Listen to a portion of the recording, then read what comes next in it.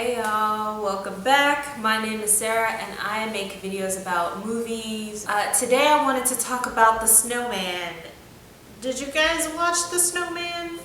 So The Snowman has a lot of European heavyweights, including Michael Fassbender, Rebecca Ferguson, Charlotte Gainsbourg, and then some random additions like J.K. Simmons, who is a very good actor, but him and Val Kilmer showing up in this movie was like, what?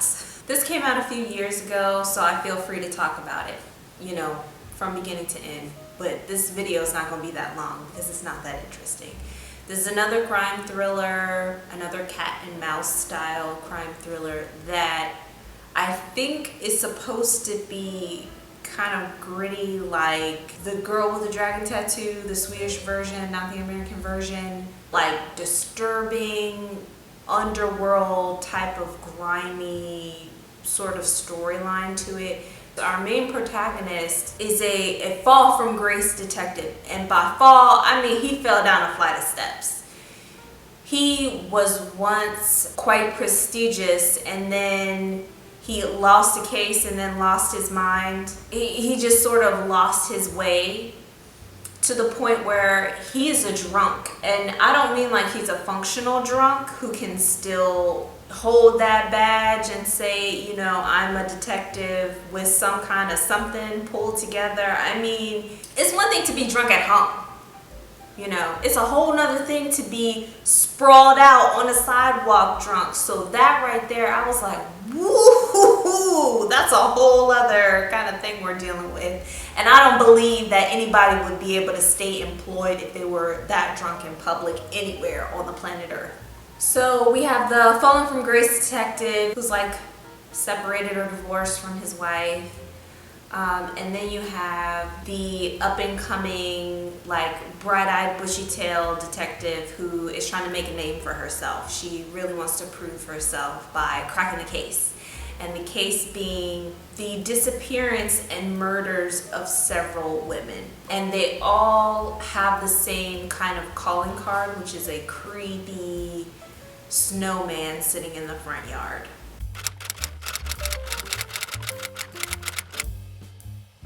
Ooh, guys, I didn't believe him as a character. I felt like at the rate that he was drinking himself to blackout, that he would not have been functional. And considering the amount of press that these cases were getting, would not have put somebody like him on it.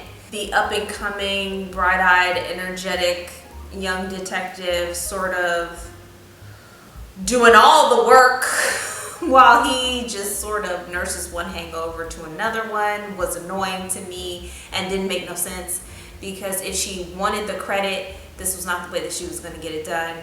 Him being stalked by the killer, I didn't believe at all, because it didn't make any kind of sense. I mean, it's sort of like poking fun at someone who's already down on their luck. This is a serial killer who abducts women from their homes and murders them quite gruesomely, and then leaves snowmen in front of their houses. I don't know what the goal was here by breaking into his house and, you know, all that kind of stuff. I mean, anybody could have broken into his house. He could have taken the keys out of his pocket while he was lying on the sidewalk. I digress. So she's doing all the legwork. In the meantime, she's also trying to solve a more personal murder. And a bunch of random key players comes into play. So we're shown these random secondary characters with no context. For example, at the beginning of the movie, we only see those characters once at the very beginning of the movie. So trying to connect who they are much later in the film, after a lot of events and things have happened and we've been introduced to so many more characters, was confusing and didn't make no damn sense. So I was really annoyed throughout the entire movie because there were so many plot holes in the story, just on a basic timeline. because he didn't wake up in the morning and go to work all day and then, you know, burn the midnight oil and then go home.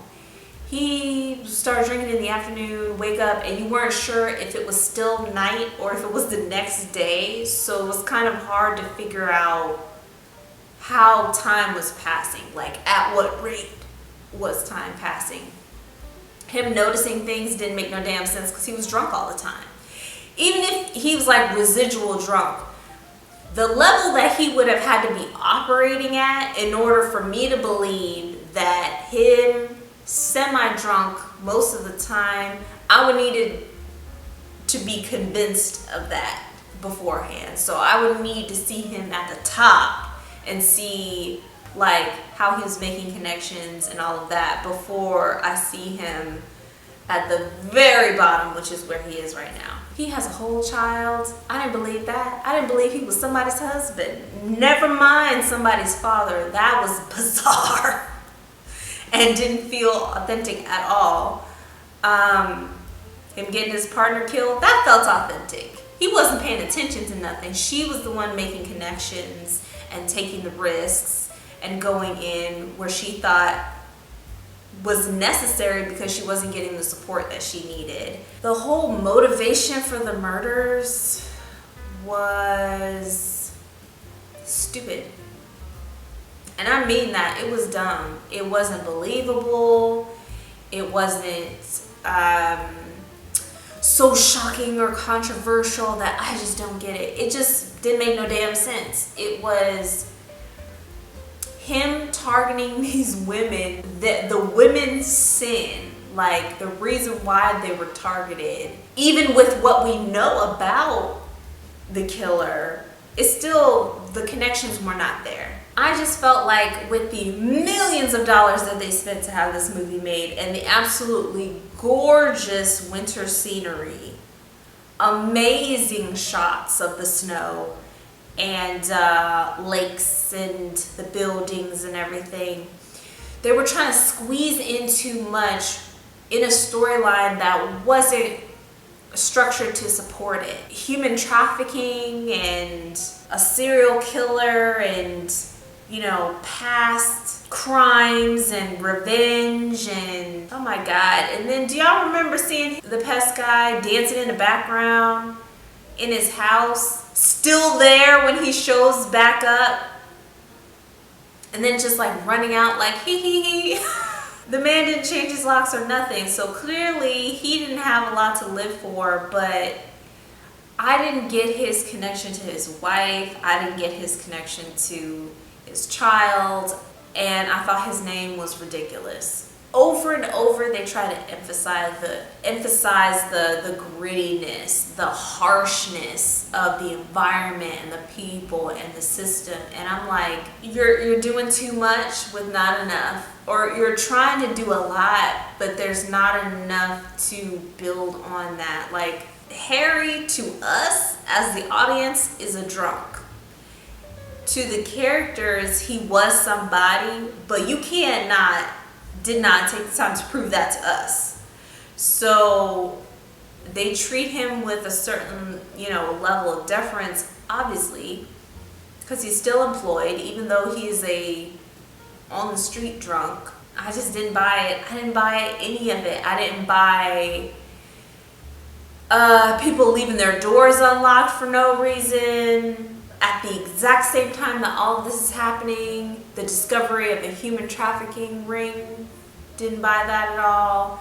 Didn't buy J.K. Simmons' accent. I would give it a 2 out of 5 stars. I would not recommend it. There's so many other better crime thrillers out there. They could have did better. I'll just say that. So thank you all for spending your time here with me. I really appreciate it, and I'll see you guys next time.